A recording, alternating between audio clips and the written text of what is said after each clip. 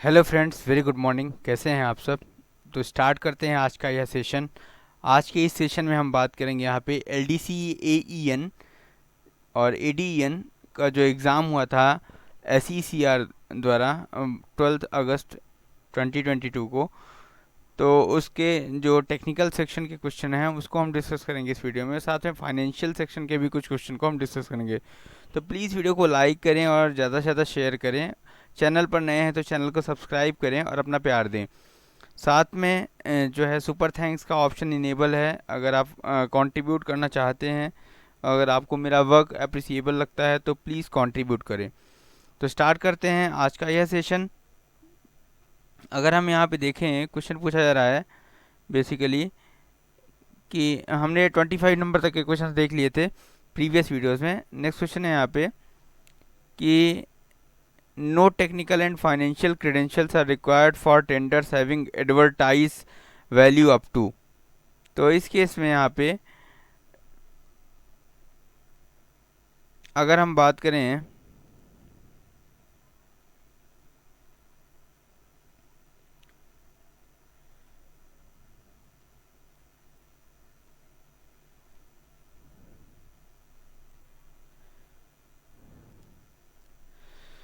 तो यहाँ से जो 50 लाख रुपीस तक का है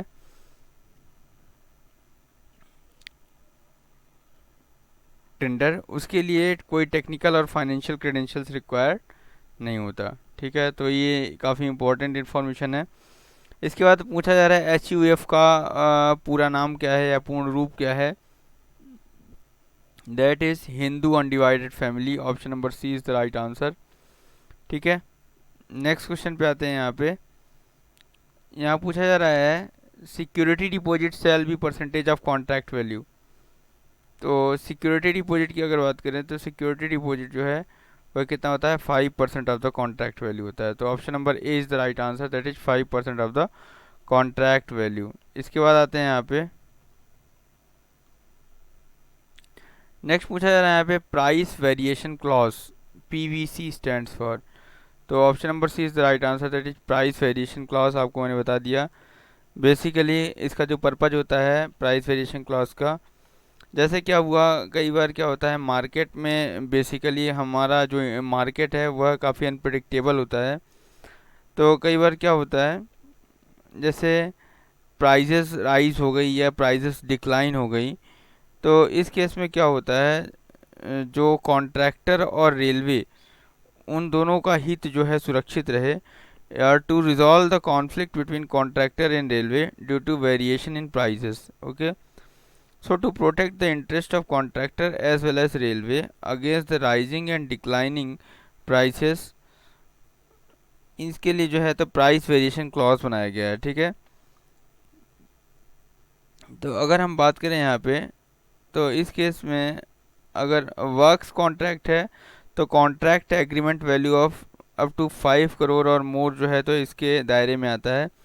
ठीक है, for tender this is values above 2 crore and completion period above 12 month जो है तो इसके दायरे में आता है।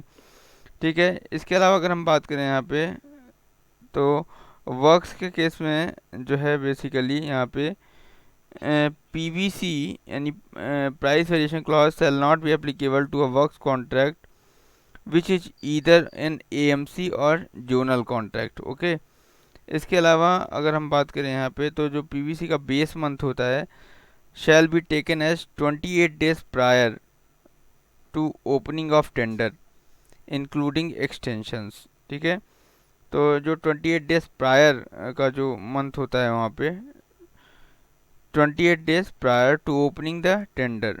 ठीक है, जैसे सपोज एग्जांपल अगर लिया हमने कि 5 जुलाई 2021 जो है हमारा टेंडर ओपनिंग डेट है। ठीक है, तो 5 जुलाई 2021 से 28 दिन पहले की बात करें यानी 28 डेज पहले, तो इस केस में जून जो 2021 होगा वह हमारा क्या होगा? बेस मंथ होगा। इसी प्रकार अगर हम 31 मई 2021 हमारा टेंडर ओपनिंग डेट है, तो हम उससे 28 डेज पहले जाएंगे। तो 28 डेज पहले मीन्स 3 मई। तो इस केस में जो है हमारा अगर हम बात करें यहाँ पे, तो हमारा जो बेस मंथ होगा वह मई ही रहेगा। ठीक है, इसके अलावा बेस क्वार्टर की बात करें अगर यहाँ पे, तो जैसे हमारा 5 जुलाई 2021 है टेंडर ओपनिंग डेट, तो इस केस में यहाँ पे बेस क्वार्टर क्या रहेगा, जुलाई टू सितंबर। ठीक है, और अगर हम बात करें जैसे हमारा से जो है 31 मई 2021 टेंडर ओपनिंग डेट है, तो इस केस में जो बेस क्वार्टर रहेगा हमारा वह क्या रहेगा, अप्रैल टू जून। क्या रहेगा, अप्रैल टू जून। ठीक है, तो इस तरह से जो है तो प्राइस वेरिएशन क्लॉज वर्क करता है। इसको हम किसी अन्य वीडियो में डिटेल में डिस्कस करेंगे। तो प्राइस वेरिएशन क्लॉज निविदा में जो है बेसिकली वह क्या रहता है, values above 2 crore and completion period above 12 month. Okay, values for works, अगर हम वर्क्स की बात करें यहाँ पे वर्क्स कॉन्ट्रैक्ट की, तो इस केस में जो है हमारा क्या रहेगा, values above 5 crore completion period of 12 month. Next question पे आते हैं यहाँ पे,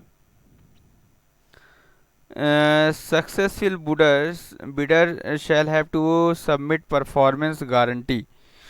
तो यहाँ पे हम बात करेंगे परफॉर्मेंस गारंटी की।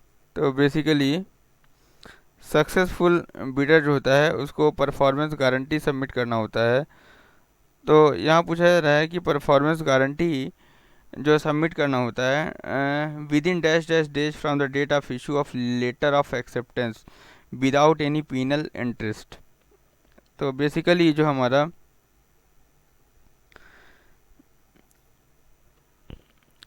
Successful bidder shall have to submit the performance guarantee that is 5% of the contract value. Okay, और अगर हम बात करें यहाँ पे, तो इसका जो टाइम लिमिट होता है that is within 21 days from the date of issue of letter of acceptance. ठीक है, beyond 21 days and up to 60 days from the letter of acceptance by the authority who is competent to sign the contract agreement. इस extension मिल जाता है यहाँ पे beyond 21 days and up to 60 days from letter of acceptance by the authority who is competent to sign the contract agreement. अगर penal interest की बात करें तो penal interest of 12% per annum beyond 21 days from 22 days after the date of issue of letter of acceptance कितना 12% per annum होता है। ठीक है, इस केस में अगर हम बात करें, अगर कॉन्ट्रैक्टर जो है हमारा परफॉर्मेंस गारंटी देने में या सबमिट करने में फेल हो जाता है, तो कॉन्ट्रैक्ट जो है वहीं टर्मिनेट हो जाता है। The contract shall be terminated and forfeiting EMD जो अर्नेस्ट मनी डिपॉजिट होता है एंड अदर ड्यूज वो क्या कर लिया जाता है, फॉरफिट कर लिया जाता है। The failed contractor shall be debarred from the participating in retender for the work. Okay, और उसको जो है तो कॉन्ट्रैक्टर को डिबार कर दिया जाता है। इसके अलावा अगर हम बात करें यहाँ पे, तो जो परफॉर्मेंस गारंटी जो होता है हमारा that shall be released after physical completion of work based on completion certificate issued by the competent authority. तो परफॉर्मेंस गारंटी को जो है तो रिलीज किया जाता है after physical completion of work based on completion certificate. Okay, और जबकि सिक्योरिटी डिपॉजिट की अगर बात करें तो security deposit shall be release only after expiry of maintenance period and after passing the final bill based on no claim certificate from the contractor। ठीक है, performance guarantee release होता है ऑन कंप्लीशन सर्टिफिकेट पे और security deposit होता है no claim certificate पे। ठीक है, तो परफॉर्मेंस गारंटी के लिए जो है तो वेरियस फॉर्म्स सबमिट होते हैं। जैसे किस फॉर्म में सबमिट होता है, जैसे डिपॉजिट ऑफ कैश हो गया। ठीक है, इसके अलावा अगर हम बात करें तो इरिवोकेबल बैंक गारंटी हो गया। इसके अलावा government securities including state loan bonds eight 5% below the market value, deposit receipt, पे ऑर्डर, डिमांड ड्राफ्ट्स। ठीक है, एंड गारंटी बॉन्ड। ठीक है, तो इस तरह से बहुत सारी चीज़ें जो हैं तो यहाँ पे परफॉर्मेंस गारंटी के रूप में ली जा सकती हैं। तो यहाँ पे कैश हो गया, इरिवोकेबल बैंक गारंटी, पे order and demand draft tender by any scheduled commercial bank of India. So option number D is the right answer. Okay, next question पे आते हैं। यहाँ पे पूछा जा रहा है the total amount of liquidated damage, ये भी काफ़ी इंपॉर्टेंट क्वेश्चन है यहाँ पे। अगर बात करें यहाँ पे लिक्विडेटेड डैमेज की,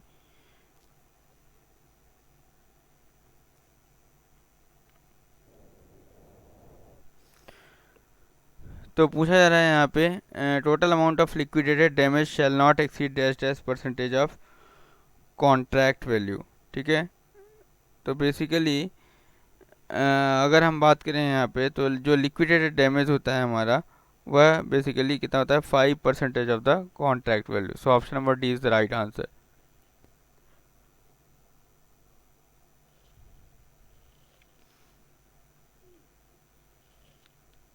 नेक्स्ट है squeezing time for tamping should be. तो बेसिकली जो स्क्वीजिंग टाइम होता है और टैंपिंग का, वह कितना होता है, 0.8 to 1.2 second. So option number B is the right answer, option B. Tamping tools के मूल क्षेत्र में जो है घिसाव है यहाँ पे। So the wear of original area of tamping tools is permitted to.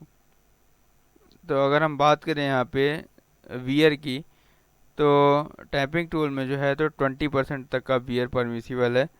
ठीक है, कितना वियर परमिसिबल है, 20% तक का वियर परमिसिबल है। ठीक है, नेक्स्ट क्वेश्चन पे आते हैं यहाँ पे। बीसीएम मशीन की कोडर लाइफ कितनी होती है? What is the coder life of BCM machine? तो यहाँ पे बीसीएम मशीन की अगर बात करें, तो बीसीएम मशीन का कोडर लाइफ कितना होता है, that is 20 years. Option number B is the right answer. Next आते हैं, what is the full form of RBMV? तो आरबीएमवी का फुल फॉर्म यहाँ पे क्या है, rail borne maintenance vehicle. Option number B is the right answer, rail borne maintenance vehicle. Next question है यहाँ पे, through tamping of yard may be planned if 50% of blocks exceed PML. Option number C is the right answer. 50% of blocks exceed PML. Then in this case, through tamping of yard may be planned. Okay. Next question पे आते हैं, which condition requires immediate imposition of suitable caution order? तो basically जो इसका answer होगा वह होगा UML। इसका आंसर क्या होगा यहाँ पे, UML। Option number A is the right answer. Next question है यहाँ पे, question number 40। What is the oscillation frequency of tamping tools at a time of tamping? तो बेसिकली जो ऑसिलेशन फ्रिक्वेंसी होती है टैंपिंग टूल्स की, वह कितनी होती है, 30 to 35 हर्ट्स। ठीक है, तो इस तरह से हमने टोटल जो है अभी इस वीडियो में क्वेश्चन नंबर 25 से 40 नंबर तक के क्वेश्चंस इस वीडियो में देखे। वीडियो अगर आपको अच्छा लगा हो तो प्लीज़ वीडियो को लाइक करें, चैनल पर नए हैं चैनल को सब्सक्राइब करें और अपना प्यार दें। Thanks for watching this video, have a nice day. और हमारा जो सुपर थैंक्स का ऑप्शन इनेबल है उसमें ज़रूर कंट्रीब्यूट करें। और आपके पास अगर वीडियो से जुड़े कोई सुझाव हैं तो कमेंट बॉक्स में कमेंट करें। और साथ में अगर कोई नया पेपर आपके हाथों लगा है और जिसका सोल्यूशन आप चाहते हैं, तो उस पेपर को भी जो है तो हमें जितेंद्र JEETENDRA जितेंद्र 0108 @gmail.com पे इनबॉक्स करें। ठीक है, तो thanks for watching this video, have a nice day. Thank you friends, thank you all.